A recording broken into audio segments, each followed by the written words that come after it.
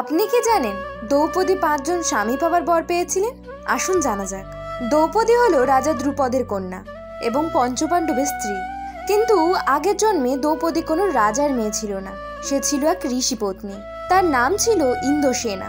ইন্দ্রসেনা তার স্বামীর মৃত্যুর পর খুবই দুঃখে ভেঙে পড়ে এবং তাকে পুনরায় স্বামী হিসাবে পাওয়ার জন্য মহাদেবের ধ্যান শুরু করেন। মহাদেব তার ধ্যানে তুষ্ট হয়। তখন ইন্দ্রসেনা মহাদেবের কাছে 5 গুণ সম্পন্ন স্বামী পাওয়ার বরদান চায়, যে হবে ধার্মিক, শক্তিশালী, শ্রেষ্ঠ তীরন্দাজ, শ্রেষ্ঠ তলোয়ারবিদ এবং সুন্দর।